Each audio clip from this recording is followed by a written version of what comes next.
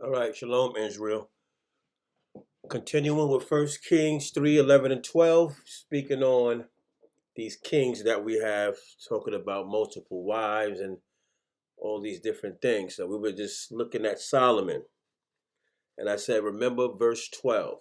Remember, I have done according to thy words. Lo, I have given thee a wise and an understanding heart, so that there was none like thee before thee, neither after thee shall any arise like unto thee.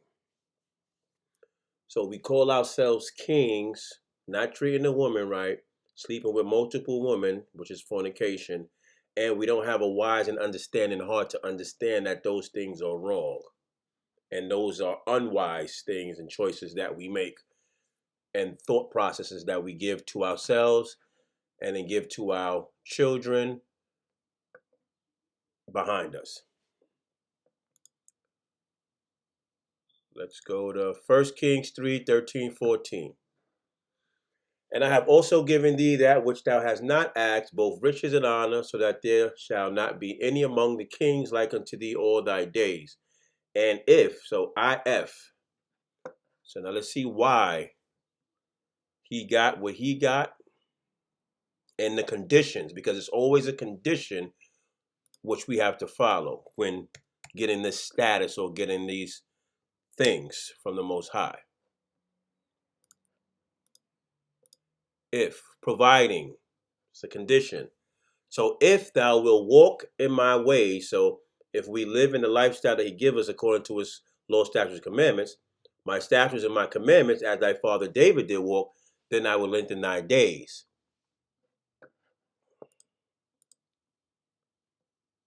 First Kings 4:29-30. And God gave Solomon wisdom and understanding exceeding much, and largeness of heart, even as the sand that is on the seashore. And Solomon's wisdom excelled the wisdom of all the children of the east country and all the wisdom of the house of bondage of Egypt.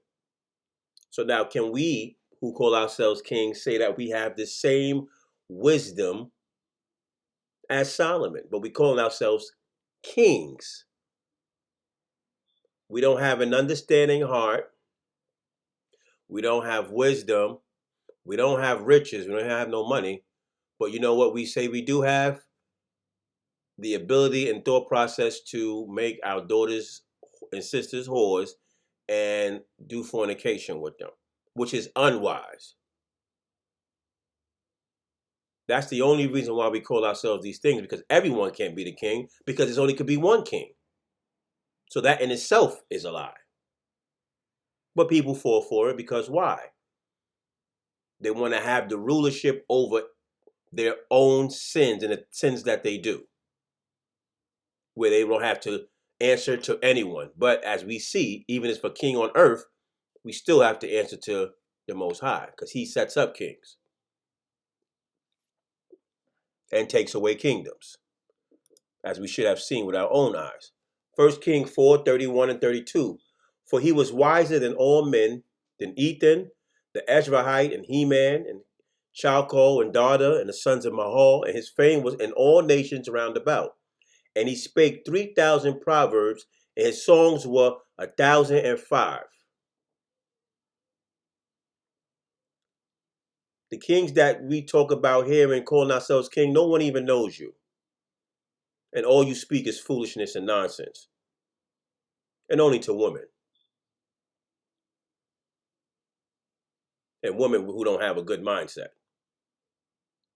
So these are two different type of kings. One calling themselves king, and one that the Most High set up to be king. 2 Kings 4:33-34. And he spake of trees, from the cedar tree that is in Lebanon, even unto hyssop that springeth out of the wall.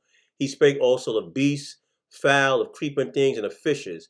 And there came of all people to hear the wisdom of Solomon, from all kings of the earth, which had heard of his wisdom.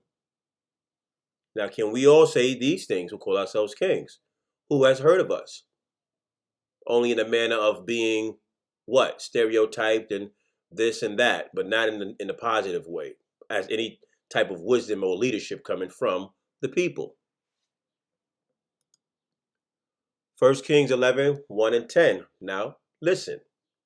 But King Solomon loved many strange women, together with the daughter of Pharaoh, woman of the Moabites, Ammonites, Edomites, Zidonians, and Hittites, of the nations concerning which the Spirit of God said unto the children of Israel. One second. Ye shall not go into them, neither shall they come in unto you, for surely they will turn away your heart after their gods, lowercase g, idols. Solomon clave unto these in love. We seen what love was in promise, trust, and a vow.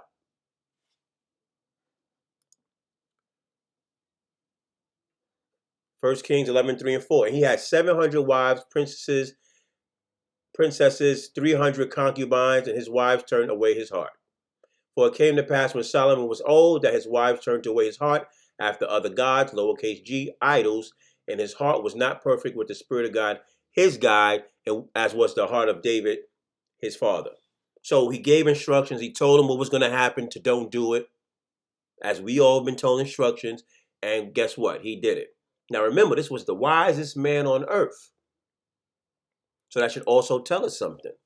We're not as wise as Solomon, but however, he's still in the flesh.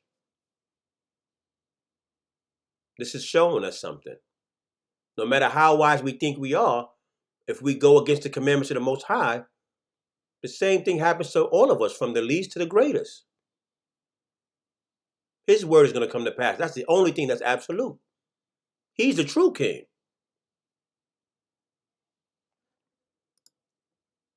First Kings 11:5-6. For Solomon went after Ashtaroth, the goddess of the Zidonians, after Milcom, the abomination of the Ammonites. And Solomon did evil in the sight of the Spirit of God, and went not fully after the Spirit of God, as did David his father. So he started dealing with these idols, committing adultery and fornication. But we saying that no, we can have multiple wives. We can do all these things that we imagine to do. And then we don't have to take care of the kids or nothing. We don't have to do any of that. We can just sleep with them and that's it. Now I'm a king. And she has to bring me money. Foolishness. 1 Kings 11:7-8. Then did Solomon build a high place for Chemosh, the abomination of Moab, in the hill that is before Jerusalem, and for Moloch, the abomination of the children of Ammon. And likewise did he for all his strange wives, which burnt incense and sacrifice, established covenants unto their gods, lowercase g, these idols. Matter of fact, the idols is right here. Idols. False gods, graven images, multi-images, abominations, vanities. A bunch of nothingness.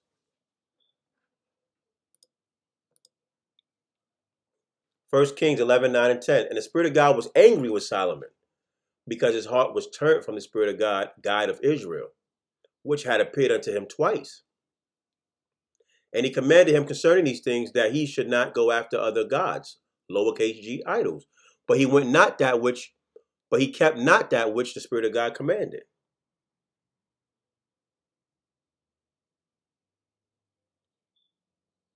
I guess the kings didn't see this.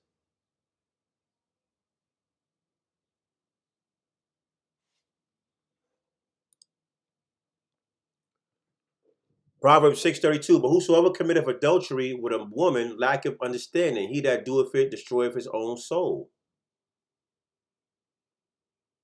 Some kings is even sleeping with other people's women and wives, because they kings. Or they say they kings. But he lack of understanding. They're not wise. They destroy their own soul. They're not doing what the Most High said. They're serving other gods. That's adultery. Worshiping these idols, worshiping the things that they think of in their own minds. That's adultery. That's evil. That's vanity. Jeremiah 7:9-10. Will ye still murder and commit adultery and swear falsely and burn incense unto Baal and walk after other gods whom ye know not, lowercase g, those are idols, and come and stand before me in this house, who is called by my way, and say, we are delivered to do all these abominations? Are you? God told you to do all that stuff? God said you was a king? When did he anoint you? When did he say you could have multiple wives? When? Where? When did he say you could serve other gods? Now you a god as well. When did he say these things? When did he visit you? When has he spoken to you? Jeremiah 23:14. I have seen also in the prophets of Jerusalem a horrible thing. They commit adultery and walk in lies. They strengthen also the hands of evildoers, that none doeth return from his wickedness. They are all of them unto me as Sodom, and the inhabitants thereof as Gomorrah. You teaching the next generation to do the same foolishness that you doing. You're not being a good leader, a good example to the flock. You're not telling them turn from your wicked ways and serve the Most High. You tell them serve me. I'm a king. Bring me your sister. Bring me your mother. This is foolishness. And then we do this all day. All day. Matthew 5:27-28. Ye have heard that it was said by them of old time, thou shalt not commit adultery. But I say unto you that whosoever look on a woman to lust after her, have committed adultery with her already in his heart. Now we just seen about this heart, the understanding, wise and understanding heart. These so-called kings looking at girls as soon as they pass by, looking at their butt, looking at their breasts, looking at their surgery they just had, and they lusting after her, making him his wife for the night.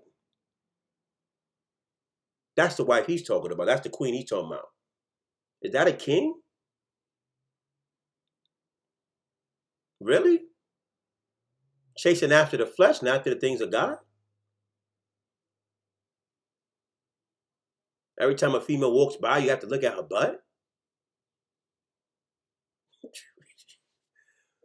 Instead of looking at his situation and seeing that he needs to change and start serving the Most High and get his life together and start doing what's required, he's looking at butts.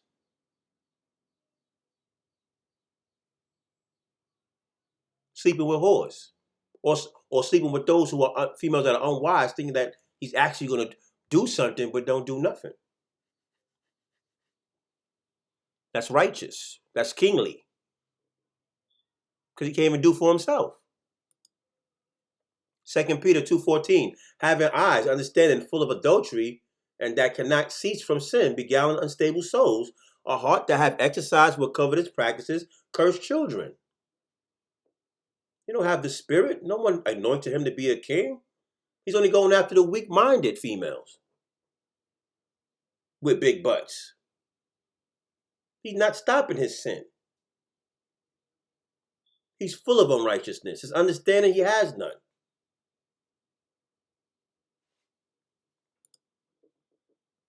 Exodus 20:14, thou shalt not commit adultery. Why are the kings doing it?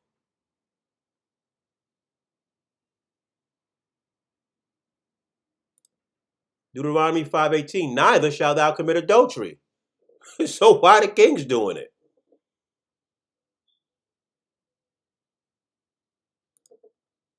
Galatians 5:19-21. Now the works of the flesh are manifest, which are these: adultery, fornication, uncleanness, lasciviousness, idolatry, witchcraft, hatred, variance, emulation, wrath, strife, seditions, heresies, envying, murders, drunkenness, reviling, and such like, of the which I tell you before, as I have told you in times past, that they which do such things shall not inherit the kingdom of God.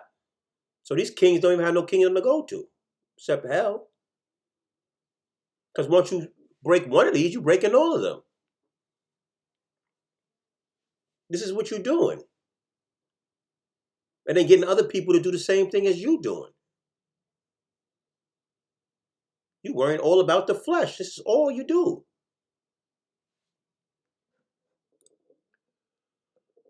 First Samuel 8:7-8. And the Spirit of God said unto Samuel, hearken unto the voice of the people, and all that they say unto thee. For they have not rejected thee, but they have rejected me, that I should not reign over them.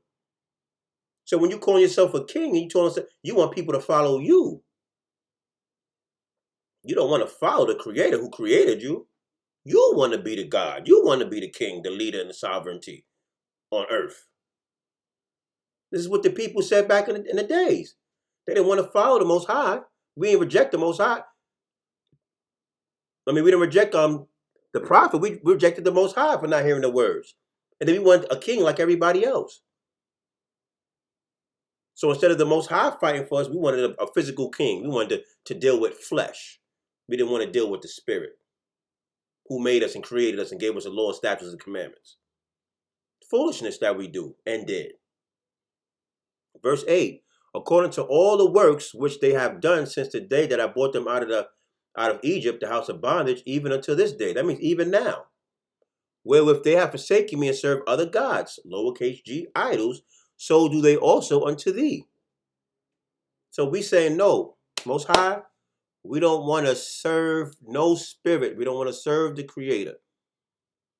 We want to be kings down here, and we're going to go after all the flesh. We're going to fornicate. We're going to put ourselves on top of the congregation. We're going to prophesy lies. We're going to walk around acting like we all this and all that while we down here in poverty.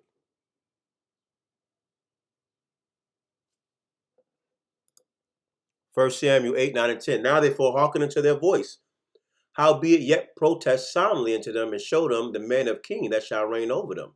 And Samuel told all the words of the Spirit of God unto the people that asked of him a king. So we already had a king. We have a ruler. He's all spirit. But we want something we could see, feel, smell.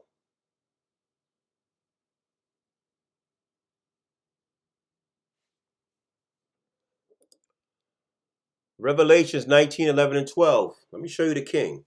And I saw heaven open, and remember a white horse, and he that sat upon it was called Faithful and True, and in righteousness he doeth judge and make war. His eyes were as a flame of fire, and on his head were many crowns. And he had a name written that no man knew but he himself. Revelations 19, 13, and 14. And he was clothed with a vesture dipped in blood, and his name is called the Word of God. And the armies which were in heaven followed him upon white horses, clothed in fine linen, white and clean. Revelation 19, 15, 16.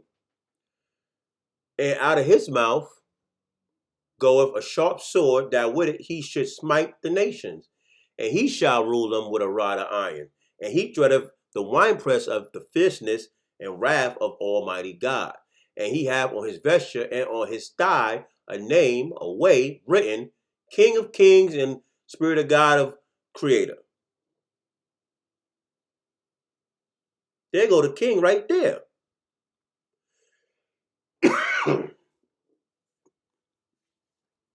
Sisters, brothers, there go the king right there. Sisters, is not a man saying that he needs to have multiple wives. That's not the king.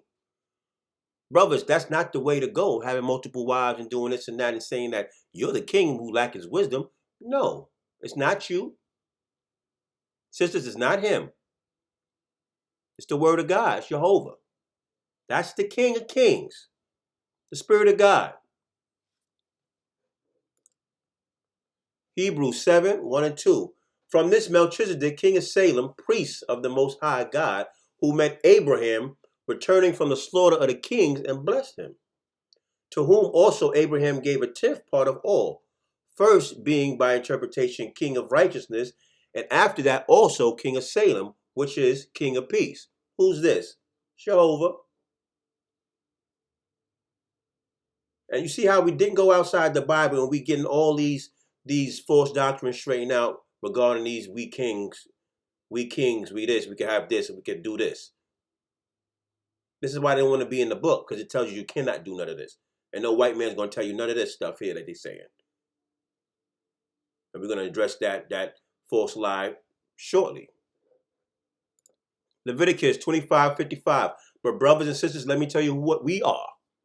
For unto me, the children of Israel, servants of Jehovah, servants of Yahweh, are servants. They are my servants, whom I brought forth out of the land of the house of bondage. I am the Spirit of God, your guide.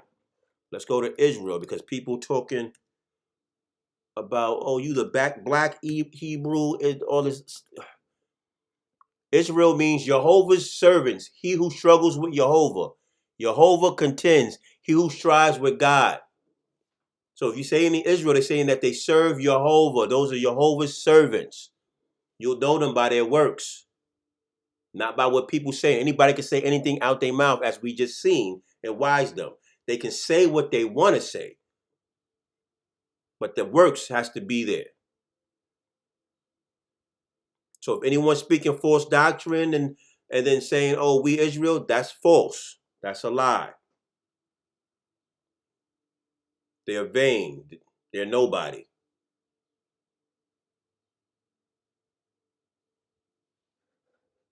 They have the opportunity to stop speaking falsities and turn back to the true God of Jehovah and the true and pure doctrine. If not, they're little regarded. They can call themselves what they want to call themselves. Now, one more topic I wanted to get in this video that we hear a lot, and this is our people saying it without doing their research and their due diligence and their studies. Even when they study on Google, they can't. It's the first thing pop up. They use it because they don't want to really study. It's just, is this the white man's book? Where do we get this from? And where's the evidence of this? Show us where the white man is talking to you. Show us. The book is everywhere.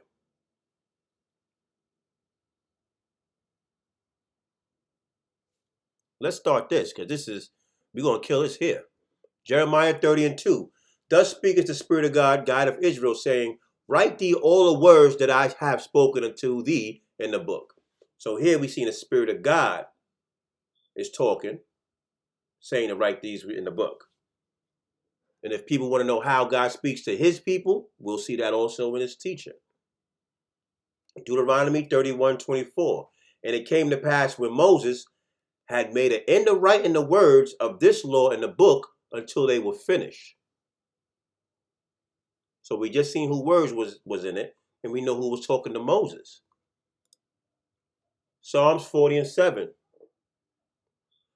Then said I, lo, I come. In the volume of the book, it is written to me.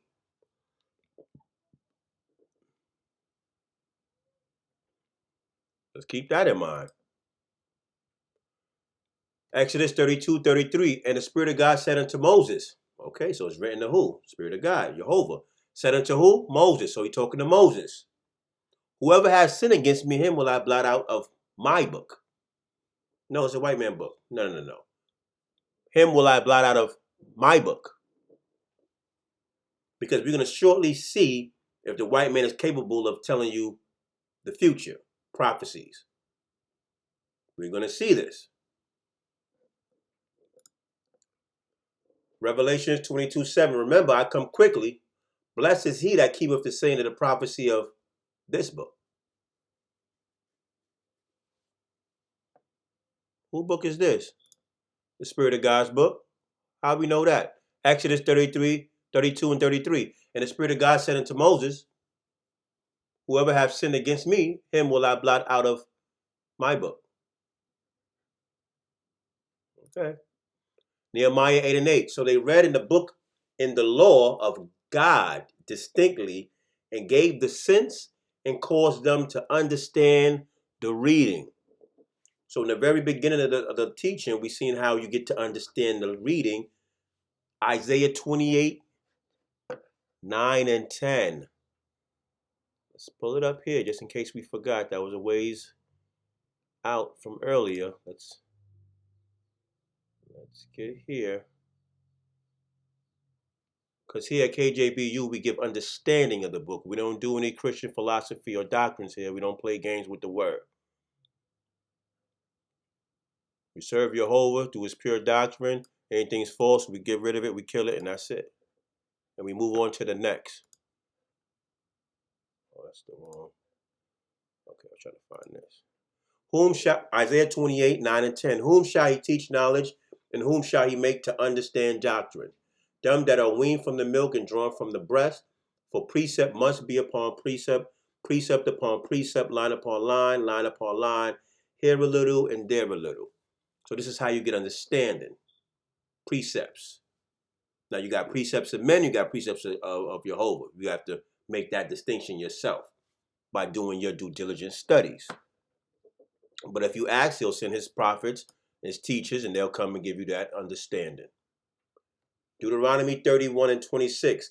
Take this book of the law and put it in the side of the ark of the covenant of the Spirit of God, your guide, that it may be there for a witness against thee. So our ancestors went through this and they was read and they was given understanding. Most of them didn't listen, as most of us don't listen now. But everything that he said was going to happen came to pass.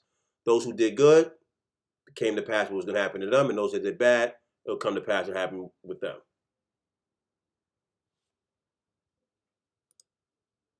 Hebrews 9:19 and 20. For when Moses had spoken every precept, you see it right there, because Moses speaking them precepts, not like they doing in these church buildings where you ain't supposed to be at.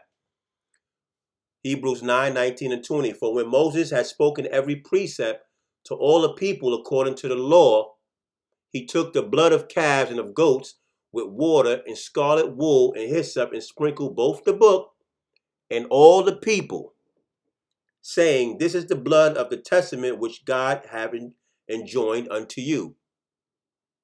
Now let's not take that physical blood and he's sprinkling it on people. So let's go see what blood means. Remember, guys, God is a spirit. He has to show you things physically, is what he's trying to say spiritually. Blood. Hopefully you have your pens and paper. Blood means life, lifestyle, life living. He took the lifestyle of calves and of goats with water and scarlet wool and hyssop and sprinkled both the book and all the people. Let's see what these goats are. You think these are animals that they took and they doing all this stuff to? Let's see what goats are.